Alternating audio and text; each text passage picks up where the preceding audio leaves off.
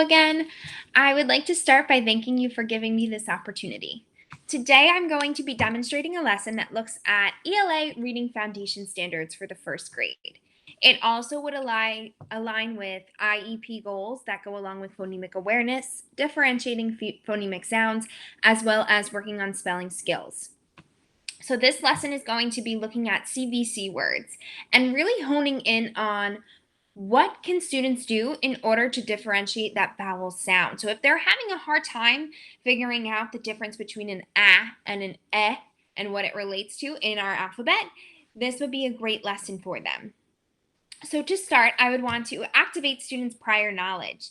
So I want them to think about, all right, so we have 26 letters in our alphabet. How many of those letters are vowel sounds? And of course, we would get to the answer of 5 letters. I would then present the students with a bunch of foundation cards or letter cards. So something that looks like this.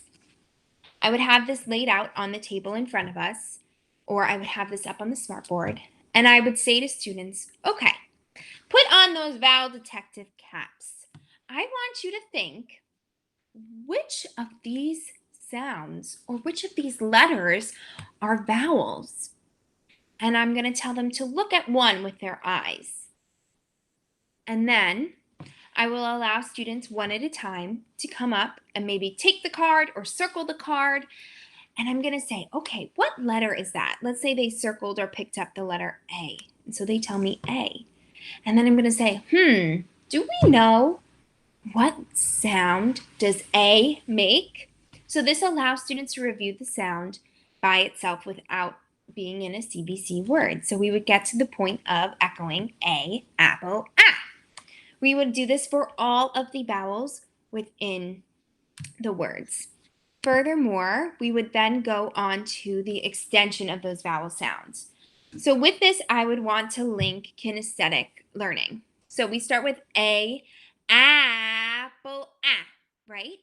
Now, we extended that sound. Now I want us to think about, what does that sound look like? So, A, apple, ah. My mouth opens pretty big, and I would tell the students when I make an ah sound, I have 3 fingers, ah, in front of my mouth. Same thing can go for E. So let's say we extended it. E, ed, eh.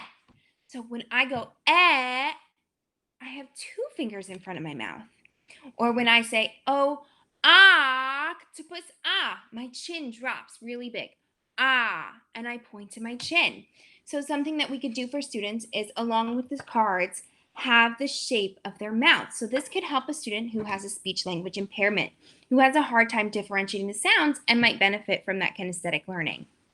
From there, after we reviewed all of the vowel sounds, we would move on to the development of CVC words.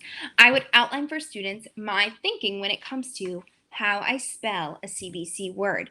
So let's look back at our presentation. We would start here. Now, I would say, that's a picture of a box. I'm going to take out my tapping fingers and I'm going to tap out the word box. So for each sound, I tap b-a-x, box. Now they gave me the B sound and they gave me the X sound. Now I have to find out what correct vowel is going to go into this square. You know what I'm going to do? I'm going to use my vowel sound chart to help me. Let's see. A, apple, ah. That doesn't sound like ah. E, ed, eh. That also doesn't match that ah sound in box. Let's see. I, itch, eh. Doesn't match. Oh, octopus, ah. That one seems like it matches. And my mouth makes that same shape. Oh, octopus, ox. So I can make that connection. And I'm going to take my O and move it in. Let's tap it. Let's try it. B-ox, box. Yes, that makes sense. B-O-X spells box. Now I would do this for a few other slides with the student, outlining my thinking for them so that they understand when they're spelling these words, what should be going through their head.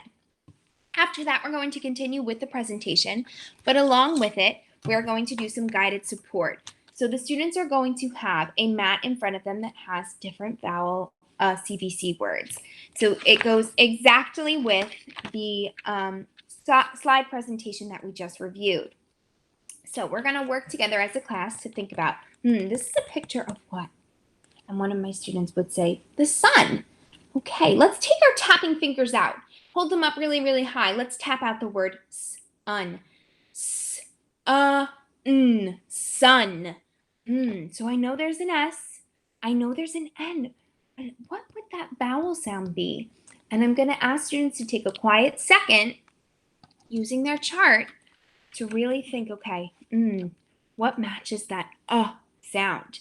Okay, so we would get to the vowel U. The students would also have this in front of them, and they would take that U sound, put it up, and match that word. We would, of course, review it for students that had a harder time figuring it out. We can look at that extension again. We can look at the shape that our mouth makes. And we would do this for a few other ones. So, ugh, same thing. Let's look at our chart. Let's review our thinking, and let's find that right vowel sound. We would do this for 6 or 8 slides, depending on the support that the student needed. After this, we would then move on to a more formal assessment. So the student would have a worksheet that coincides with the slides. So the worksheet would look like this.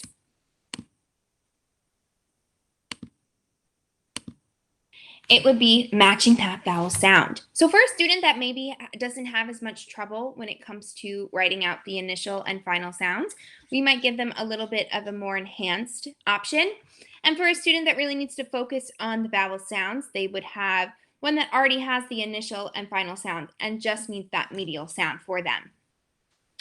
We could also differentiate this or adapt this for students by having only one on a page if they really can't look at all 5 at one time. So this would be something that we wouldn't review. We would look at it, give them a second to complete it. If support was needed, of course, it would be given. And then we would collect it to see if they achieve the objective of the lesson, which would be being able to answer 80%. So 4 out of 5 of those, if they could answer them correctly and identify the correct vowel sound, then they have successfully reached the objective. Then to end, a closure to wrap it all up, we would have a bunch of picture cards. So these picture cards would match, of course, CVC words. So for this one, we have hats, right? So we would work together as a class to tap that out. Hat. Now, we would have a bunch of boxes that have our vowel sounds on it, and I would ask one student to think, which vowel sound does this match? And they would put it into the box. This could also be made into a virtual experience, of course, so that students could do this in virtual learning. So essentially, the objective of this lesson would be to work on CVC sounds and help students with phonological awareness. Thank you so much for this opportunity. I'm so glad that I got to share this with you, and I look forward to hearing from you. Have a great day.